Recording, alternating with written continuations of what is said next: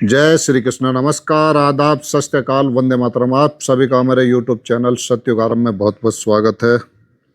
और ये खबर है बीबीसी की। लेबनान ने कहा कि इजराइल ने दक्षिण गांवों पर गाढ़े कीटनाशक का छिड़काव किया। ये 5 फरवरी 2026 की है भाई। लेबनान ने इजरायली विमानों पर दक्षिणी गांवों पर कृषि संबंधी कीटनाशक का छिड़काव करने का आरोप लगाया है, जिसकी मात्रा अधिकारियों द्वारा खतरनाक रूप से अधिक बताई गई है, जिससे खाद्य और पर्यावरण सुरक्षा को लेकर चिंताएं बढ़ गई हैं। ये ऊपर से जो छिड़काव हो रहा, समझ रहे हो ना मेरे दोस्तों। तो ये बीबीसी की न्यूज़ है। और कहा है, कृषि और पर्यावरण मंत्रालय ने कहा कि प्रयोगशाला परीक्षणों से पुष्टि हुई है कि यह पदार्थ ग्लाइफोसेट था। ग्लाइफोसेट एक पदार्थ है जो कि मतलब एक खरपतवार कीटनाशक को खत्म करने के लिए प्रयोग किया जाता है। और इसका ये बहुत कैंसर कारक भी है, ये समझने वाली बात है। जो वनस्पति को नष्ट करने के लिए इस्तेमाल किया जाने वाला एक रसायन है और कुछ नमूनों में इसकी सांद्रता आमतौर पर स्वीकृत स्तरों से 20 से 30 गुना अधिक थी। राष्ट्रपति जोसेफ जोसेफ ओन ने विषाक्त पदार्थों के छिड़काव की निंदा करते हुए इसे लेबनानी संप्रभुता का उल्लंघन और पर्यावरण एवं स्वास्थ्य अपराध बताया। इजराइल रक्षा बलों ने बीबीसी को बताया कि इस मामले पर उनकी कोई टिप्पणी नहीं है। गांवों पर खरपतवार नाशक दवा छोड़ने के पीछे का उद्देश्य अभी भी स्पष्ट नहीं है।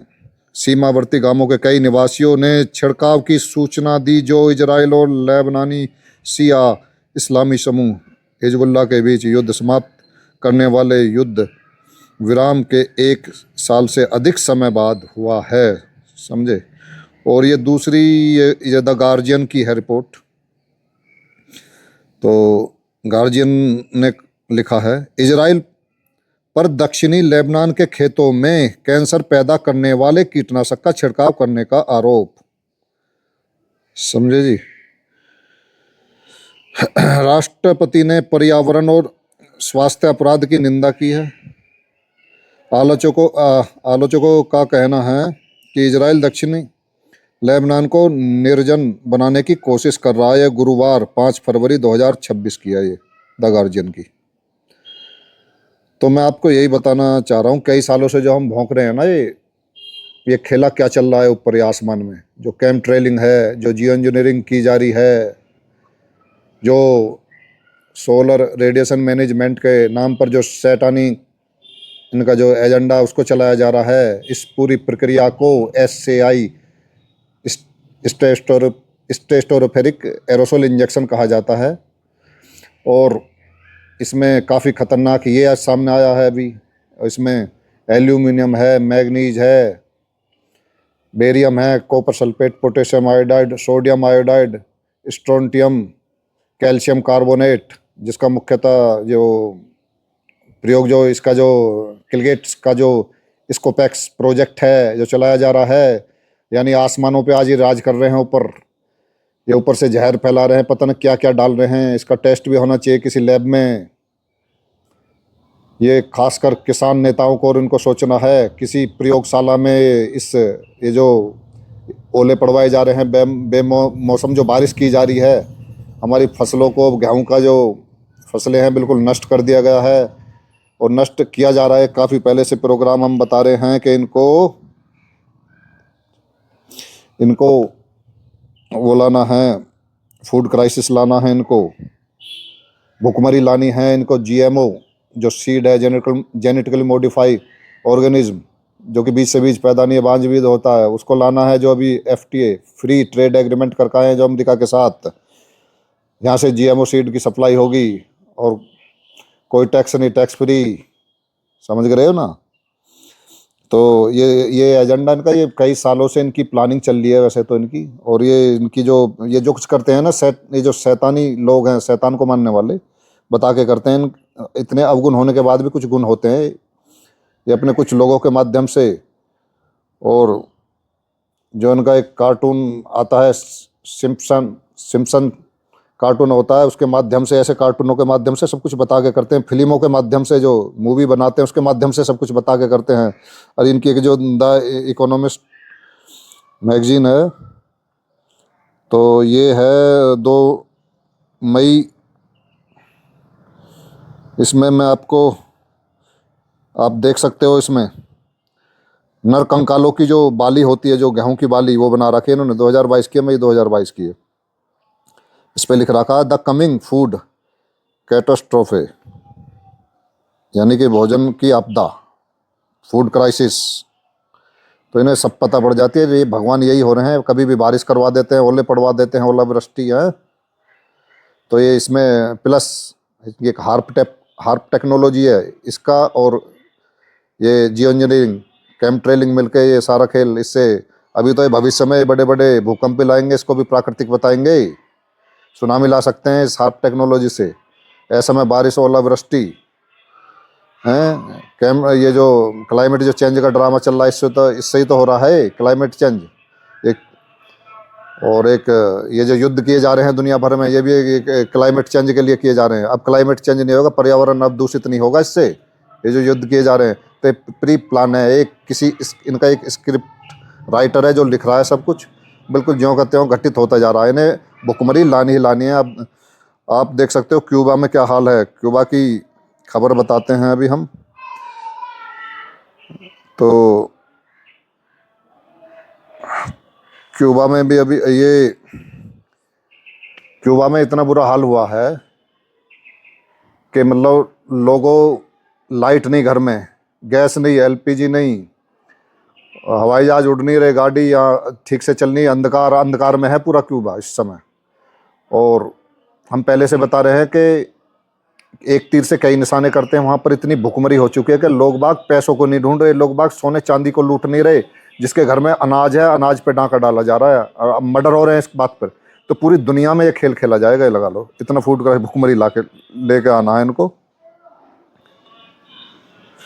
तो सारी दुनिया में खेल, इंडिया में बाद में नंबर आएगा, पहले छोटे छोटे देश को निपटाया जाएगा इनको, समझ रहे हो ना। Food crisis. फिर जीएमओ सीट पर आ हुए, फिर ये कहेंगे कि भाई अब किसानों तुम्हारे बस की नहीं है खेती करनी, खेती हम करेंगे। हमारे जो उद्योगपति हैं, टाटा, अडानी, अंबानी और जितने बड़े बड़े उद्योगपति हैं दुनिया भर के, वो खेती करेंगे टेक्नोलॉजी के द्वारा, समझ रहे हो ना। तो फिर आपको वही जीएमओ सीड खिलाया जाएगा, 45 फूड के नाम से, पता नहीं क्या क्या मिलाएंगे। अभी ये राजस्थान में ही है, 19 घंटे बाद भी जमे हुए ओले हाथों में ले ले खड़े हैं। 21 घंटे के बाद भी ओले नहीं पिघल रहे हैं। ये कैसे ओले हैं? बारिश होते होते ख़त्म होते ओले तो पिघल जाते हैं। ये भाई कैसे ओले हैं? ये केमिकल वाले ओले हैं। तो जो बारिश की जा रही है, अप्रैल का महीना चल रहा है 2026, और लगभग इन्होंने समझ लो अब ये लगाओ कितनी महंगाई होने वाली है। जानबूझ कर सारा खेल किया जा रहा है। मेरे किसान नेताओं, जाग जाओ, ज़्यादा गुलामी मत करो अब सरकार की, कम से कम बोलना तो शुरू कर दो। और सभी किसानों समझो इस खेल को। ये कोई गाली आप दे रहे हो प्रकृति और परमात्मा को, ऊपर वाला कुछ नहीं कर रहा। जो कर रहा है हरामखोर नीचे वाले कर रहे हैं। वो किसी का वो ना वो करता है, ना वो भोगता है। वो केवल दृष्टा है, देखता है। ये नीचे वाले कर रहे हैं, वो उसके लिए सब समान है। तो ये समझने वाली बात है। तो खेल बहुत लंबा है, इस खेल को समझो। जो क्यूबा की स्थिति है, स्थिति परिस्थिति बनी है जो ना क्यूबा में, वो स्थिति परिस्थिति यहाँ भी बनेंगी। ये ज़्यादा समय नहीं लगेगा। अब ये काफ़ी लोग बोल रहे हैं इस पे, इनके स्कोपेक्स प्रोजेक्ट पे, किलगेट्स पे, और जियो इंजीनियरिंग की जा रही है वेदर मॉडिफिकेशन टेक्नोलॉजी के द्वारा, ठीक है ना। HAARP technology, high frequency active auroral research program, इस टेक्नोलॉजी पर लोग बाग काफ़ी बोल रहे हैं। और इसका जो हमारे सभी बड़े देशों के पास है, ये इंडिया के पास भी है। इंडिया के पास है, ग्राम गडंकी जिला चित्तूर आंध्र प्रदेश में पड़ता है। ये तिरुपति के पास में है। और ये NARL national atmospheric research laboratory के नाम से है। यही ये हार्प टेक्नोलॉजी का है। अभी तो भैया भूकंप लाने हैं इनको, बड़ा सिर में दर्द है इनके ऊपर, इल्यूमिनातियों के ऊपर। तो ये पूरी दुनिया पे इन्हीं का कंट्रोल है। आज ये आपके आकाश के ऊपर इनका कंट्रोल है, कल आपके ज़मीन पे पानी पे निगाह है, ज़मीन के नीचे पानी इनका होगा। पानी अडानी और अडानी के बाप का ये वाला हो जाएगा। इनका जो जितनी बड़ी ये मल्टीनेशनल कंपनियां, इनका कब्जा होगा आपके पानी पर, यह ध्यान रखना है। तो आवाज़ उठाओ, यदि आवाज़ नहीं उठोगे, क्योंकि इन्हें पता पड़ चुकी है इंडिया आज तक भी गुलाम है और गुलाम था और गुलाम ही रहेगा। आदत पड़ी चुकी है इंडिया वालों को तो गुलामी की। वहाँ देखो अमेरिका में क्या हाल हो रहा है, लोग बाग करोड़ों करोड़ लोग रोड पे आ चुके हैं इस अपने जो राष्ट्रपति के लिए, जो ट्रंप साहब है, इनका जो माय बेस्ट फ्रेंड ट्रंप, इसके लिए है। तो उन्हें पता है कि मानवता के खिलाफ ये दानव है। यहाँ क्या है, यहाँ आके अभी बिल गेट्स आया था और घूम के गया, उसको गले से लगाया हमारे मुख्यमंत्रियों ने, पहले हमारे महामानव ने गले लगाया है। और वो दिखा रहे हैं, वो बता रहे हैं कि तुम गुलाम थे, गुलाम हो, गुलाम ही रहोगे, और गुलामों में उसका मालिक ऐसे ही आज़ाद घूम सकता है। ये नरपिशाच वही एप्स्टीन फाइल वाले हैं। एप्स्टीन फाइल को नहीं भूलने का है, चाहे वर्ल्ड वार हो, चाहे गृह युद्ध हो, चाहे भूकंप आए, चाहे सुनामी आए, चाहे आपकी फसलें नष्ट हो जाए, हमें महाराणा प्रताप की तरह चाहे घास की रोटियां खानी पड़े, लेकिन इस नरपिशाचों को नहीं भूलना। आपको सब पता है, हिसाब सबका होगा समय आने पर। प्रकृति और परमात्मा पर अपना विश्वास रखें, कोई अवतार तुम्हें बचाने नहीं आएगा। अवतार सामूहिक चेतना का, चेतना की उच्चतम अवस्था की ओर बढ़ना ही एक अवतार का अवतरित होना है।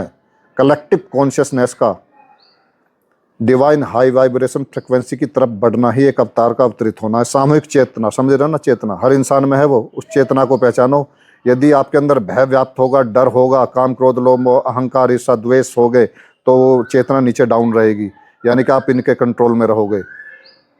और यदि आपके अंदर स्वतंत्रता का भाव होगा, सत्य होगा, मानवता होगी, यानी कि आपके अंदर प्रेम, दया, करुणा, ममता, क्षमा, और सब आप भी स्वतंत्र, सबको स्वतंत्र देखने की ये भावना होगी, तो आप हाई वाइब्रेशन फ्रिक्वेंसी की तरफ बढ़ोगे। यही है एक अवतार। कोई नहीं बचाना आएगा, आप ही हो वो करता है ना भोगता है, वो केवल देखता है, दृष्टा है।